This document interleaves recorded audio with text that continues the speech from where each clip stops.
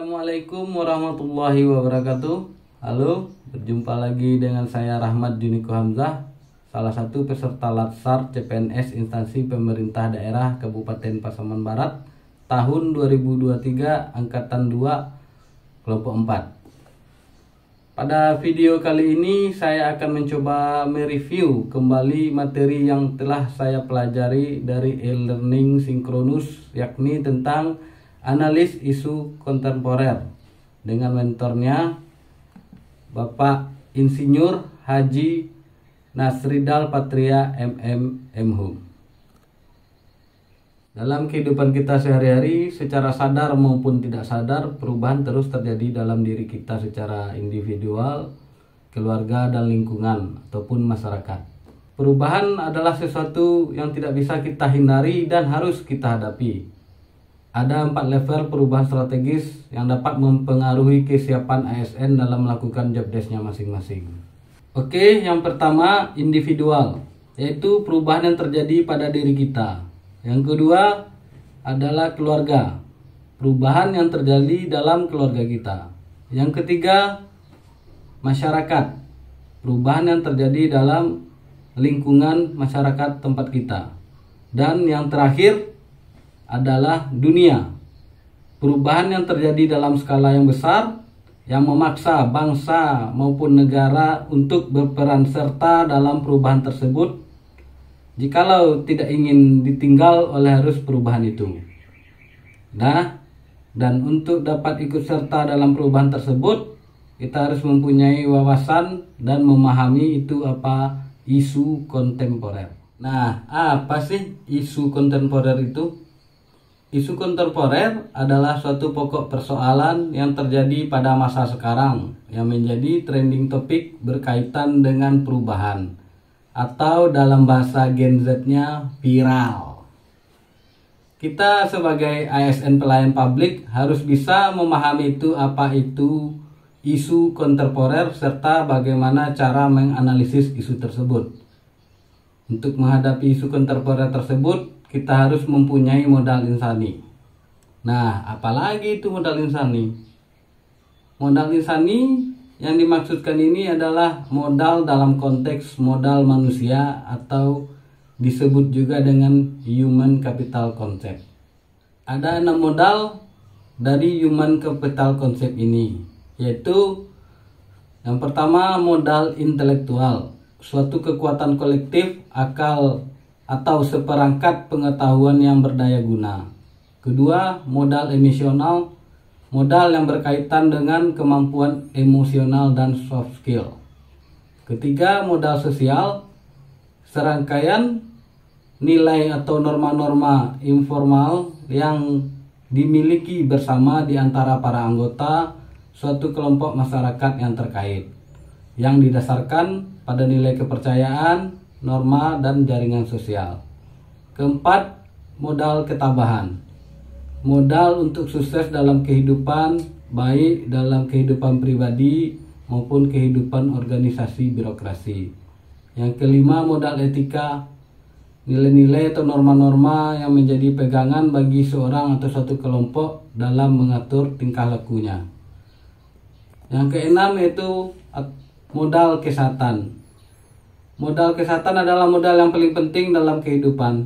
Jika kita tidak memiliki modal kesehatan yang baik, maka semua modal yang tadi tidak akan berjalan dengan maksimal. Baik, kita lanjut masuk ke pembahasan selanjutnya, yakni isu kontemporer. Adapun contoh-contoh dari isu kontemporer itu sendiri ialah seperti korupsi, yaitu penyelewengan maupun penyalahgunaan uang negara, perusahaan, yayasan, organisasi, dan sebagainya guna keuntungan pribadi maupun orang lain. Tindak korupsi ini bisa terjadi karena beberapa faktor, yaitu pertama faktor individu, yaitu seorang manusia apabila memiliki sifat tamak, moral yang lemah, serta gaya hidup yang konsumtif dapat mendorong terjadinya korupsi pada diri manusia tersebut. Dan yang kedua, faktor lingkungan. Lingkungan kerja yang tidak bersih akan memarginalkan orang baik menjadi perilaku yang bisa menyebabkan korupsi. Dan ketiga, gratifikasi. Gratifikasi yang dimaksudkan ini adalah pemberian dalam arti yang luas. Ya, contohnya seperti pemberian uang, barang, rabat atau diskon, komisi, pinjaman tanpa bunga, tiket perjalanan, fasilitas penginapan, perjalanan wisata, pengobatan cuma-cuma, dan masih banyak yang lainnya. Jadi kita sebagai ASN harus berhati-hati terhadap gratifikasi ini. Yang kedua adalah narkoba. Narkoba yakni zat ataupun obat yang berasal dari tanaman ataupun bukan tanaman, baik itu sintetis maupun tidak sintetis, yang dapat mengakibatkan penurunan atau perubahan kesadaran, hilangnya rasa, mengurangi sampai menghilangkan rasa nyeri, dan dapat menimbulkan ketergantungan yang dibedakan ke dalam golongan-golongan. Yang ketiga, radikalisme dan terorisme. Radikalisme adalah suatu paham atau aliran yang menginginkan perubahan atau pembaharuan sosial dan politik dengan cara kekerasan atau drastik. Sedangkan terorisme adalah sebagai penggunaan kekerasan untuk menimbulkan ketakutan dalam usaha mencapai tujuan. Yang keempat, money laundry. Tindakan menyamarkan dana maupun aset yang bukan haknya dan berasal dari kegiatan kriminal. Yang kelima, proxy war. Adalah perang antar dua negara ataupun aktor non-negara yang terjadi karena dorongan atau mewakili pihak yang tidak terlibat langsung di pertempuran. Yang keenam adalah kejahatan mass communication, yaitu kejahatan cybercrime, hate speech, dan hoax. Cybercrime atau kejahatan cyber merupakan bentuk kejahatan yang terjadi dan beroperasi di dunia maya dengan menggunakan komputer, jaringan komputer, dan internet. Pelakunya pada umumnya harus menguasai teknik komputer ataupun teknik informatika komputer maupun algoritma dan serta pemrogramannya sebagai dasar skill mereka, sehingga mereka mampu menganalisa sebuah sistem dan mencari celah agar bisa masuk dan merusak maupun mencuri data atau aktivitas kejahatan lainnya. Sedangkan hate speech ataupun ujaran kebencian dalam bentuk provokasi, hinaan, atau hasutan yang disampaikan oleh individu ataupun kelompok di muka umum ataupun di ruang publik merupakan salah satu bentuk kejahatan dalam komunikasi massa. Dan yang terakhir adalah hoax, adalah berita atau pesan yang isinya tidak dapat dipertanggungjawabkan atau bohong ataupun palsu, baik dari segi sumber maupun isinya. Oke, lanjut next. Kita ke poin ketiga, yaitu bagaimana kita sebagai ASN menghadapi isu dan perubahan tersebut. Next, kita akan lanjut ke poin ketiga, yaitu bagaimana kita sebagai ASN menghadapi isu dan perubahan tersebut. Berkaitan dengan era revolusi industri 4.0, maka ASN sebagai pelayan publik dituntut untuk bekerja lebih maksimal agar dapat memenuhi harapan masyarakat. Revolusi industri 4.0 secara fundamental mengakibatkan berubahnya cara ASN berpikir ataupun mindset. Cara ASN dalam menyikapi kemajuan zaman dan cara ASN dalam berinteraksi satu dengan yang lainnya. Dalam satu forum, yakni forum World Economic Forum, merilis 10 skill keterampilan yang mutlak dan dibutuhkan untuk para pekerja yang bisa untuk menghadapi perubahan pada tahun 2020 dan seterusnya. 3. Yang pertama adalah complex problem solving, kemampuan untuk berpikir jernih dan mendalam terhadap suatu masalah dengan melakukan identifikasi, menyeleksi informasi terkait masalah tersebut, menentukan opsi solusi lalu mengevaluasinya dan melaksanakan opsi sebagai solusi dalam mengatasi masalah tersebut. Yang kedua, critical thinking, kemampuan berpikir kritis dan memberi feedback yang disertai dengan alasan yang logis. Ketiga, creativity, kemampuan untuk menemukan sesuatu yang unik dan orisinal. Keempat, people management, kemampuan untuk mengelola orang, termasuk kemampuan leadership. Yang kelima, coordinating with other, kemampuan untuk bekerja sama dengan orang lain, baik di dalam maupun di luar tim. Yang keenam adalah emotional intelligence, kemampuan untuk mengatur emosi. Dalam hal ini termasuk pula kemampuan untuk mengidentifikasi, mengelola, serta memanfaatkan emosi. Yang ketujuh, judgment and decision making, kemampuan untuk mengambil keputusan dalam kondisi apapun, termasuk ketika sedang berada di bawah tekanan. Dan yang kedelapan, service orientation, kemampuan untuk melayani, baik untuk urusan perusahaan ataupun pelanggan tanpa mengharapkan penghargaan semata. Yang sembilan, negotiation, kemampuan untuk melakukan negosiasi dalam aspek pekerjaan walaupun sulit dilakukan. Dan yang terakhir adalah cognitive flexibility, kemampuan untuk switch ataupun pengalihan dalam berpikir sesuai dengan kebutuhan yang diperlukan.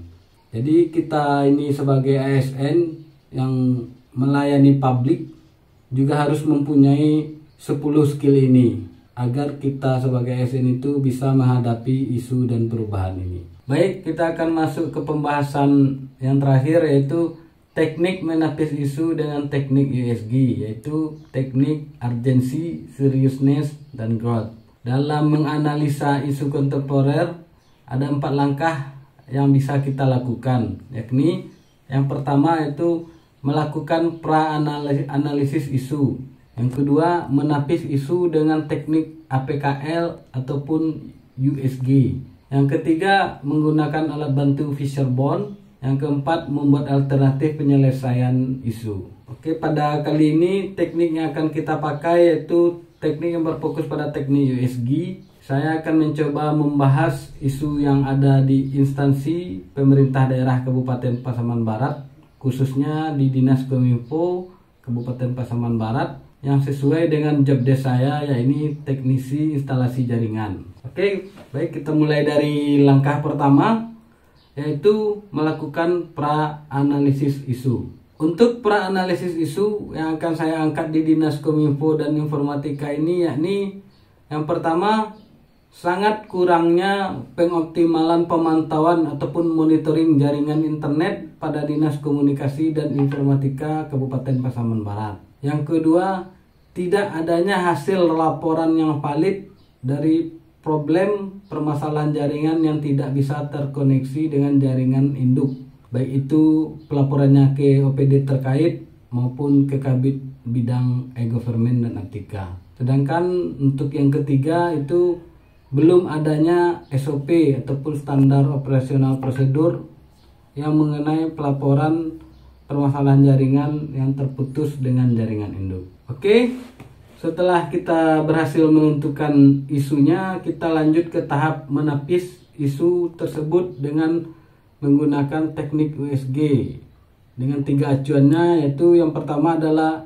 urgency. Yang dimaksud urgency ini adalah seberapa mendesak isu tersebut untuk dibahas, dianalisis, dan ditindaklanjuti. Yang kedua, seriousness, seberapa serius isu tersebut harus dibahas yang berkaitan dengan akibat yang akan ditimbulkan jika isu tersebut tidak diselesaikan. Yang ketiga dan yang terakhir itu growth, seberapa besar kemungkinan memburuknya isu tersebut jika tidak kita tangani dengan segera.